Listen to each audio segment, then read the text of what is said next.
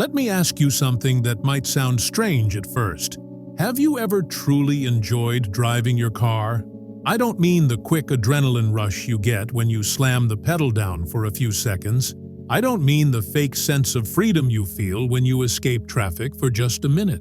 I mean actual, lasting enjoyment. The kind that fills your chest, quiets your mind, and leaves you with a deep sense of satisfaction. You haven't, and you probably never will. Why? Because everything around you has been designed to make sure you don't.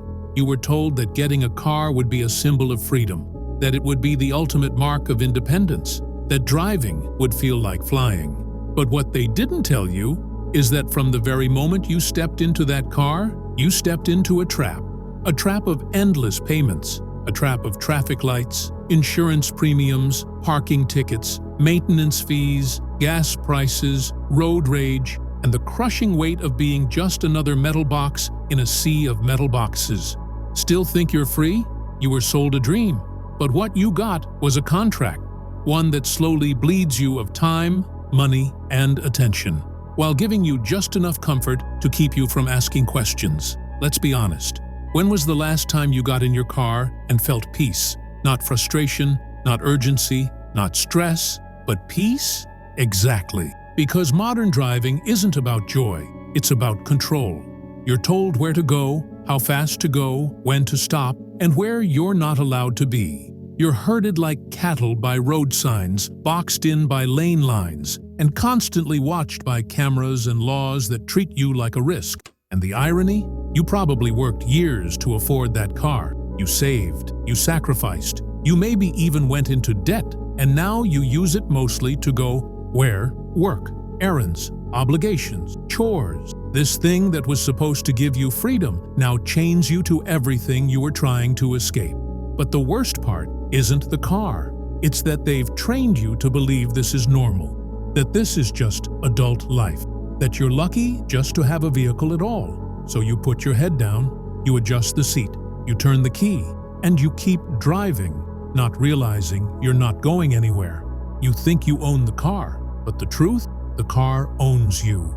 Now, let's break down the truth, piece by piece, so you can finally see why driving, something you thought you loved, is slowly draining you. 1. You mistake convenience for enjoyment. You've been told driving is fun, but when was it fun? You enjoy it only when it makes your life easier. It helps you avoid public transport. It saves you time on groceries. But that's not the same as joy. That's not fulfillment. It's like saying you enjoy microwaving food because it's fast, but you're not enjoying the process. You're just escaping a slightly worse alternative. And that's the trap. You've associated convenience with happiness. But convenience is just relief. It's not pleasure. 2. Modern roads kill the soul. Think about how you actually drive. You're boxed in on a straight road, between lines, behind some stranger's bumper. Your speed is dictated. Your path is controlled.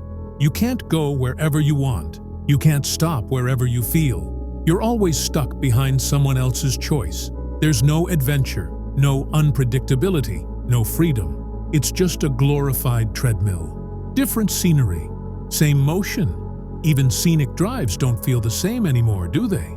Because you're either rushing to get somewhere or stuck behind someone going slower than you want. You never feel present. You're either late or trying not to crash. 3. Your car is a financial parasite. This thing you own is actually owning you. It's not just the cost of the car. It's gas, insurance, registration, maintenance, repairs, parking, tires, depreciation. You're bleeding money, slowly, silently, and constantly. But here's the kicker. You're not even aware of it anymore because it's been normalized. You've been conditioned to see this bleeding as just part of life. But that's the power of the system. When it drains you so slowly, you stop noticing the pain. Now think, how much do you pay per year just to keep your car running? $5,000? $10,000? Maybe more? And what do you get in return? A seat, a steering wheel, and stress. 4. Driving was designed to be isolating. When you drive, you're alone. Even if you're surrounded by a million other cars, you're still alone in your box. You're cut off from human connection. You don't talk to anyone. You don't see smiles. You don't make eye contact. It's just metal and glass and rules. They've taken something that could have brought people together and turned it into an isolating ritual. Every car on the road is someone just like you, stressed, frustrated, tired, but you never connect, you never talk, you just honk and move on. Driving has become a silent war of egos. Everyone's trying to get ahead. Everyone's in a rush. No one wins. 5. The joy you feel isn't real. It's escapism. Let's talk about those moments when you do enjoy driving. Windows down, music loud, sunset sky, empty road. Feels magical, doesn't it? But here's the twist. That feeling isn't coming from the drive. It's coming from the fact that, for once, you feel like you're not being controlled. It's not joy, it's rebellion. You're high on the illusion of freedom, but it's an illusion because at the end of that road, you're still trapped by gas prices, by the 9 to 5, by the next red light. That feeling of freedom? It lasts only as long as the playlist, and then you're back. 6. You've been programmed to romanticize the machine. Car ads don't sell transportation. They sell emotion. They show you empty roads, coastal highways, beautiful sunsets. They tell you that buying a car means control, power, sex appeal, dominance, status. But what you actually get is sitting in traffic for 47 minutes, inching forward, late for a meeting, stuck behind a guy eating chips in a 2006 Toyota. That's the real experience. But your brain doesn't question it, because the fantasy lives in your head. You don't buy the car, you buy the dream. And even when reality hits, you still defend it, because no one wants to admit they got played. 7. Driving is no longer a privilege. It's an obligation. You don't drive because you want to. You drive because you have to. That's the final illusion, that you chose this lifestyle, that you're in control. But most of us didn't choose this. We were born into it. Society is built in a way that forces you to need a car. Cities are spread out. Public transport is broken. Walking is discouraged. Biking is unsafe. You were set up from the beginning. So you bought the car.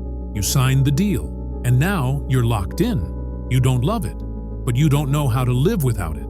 That's not freedom. That's dependency. So now I'll ask you again. Have you ever truly enjoyed driving your car? Or have you just gotten really good at pretending? Was it freedom? Or just another form of control with leather seats and cup holders? I'm curious, do you still love driving? Or have you started to see through it? Tell me in the comments. I genuinely want to know how you feel. Because maybe, just maybe, we've all been fooled.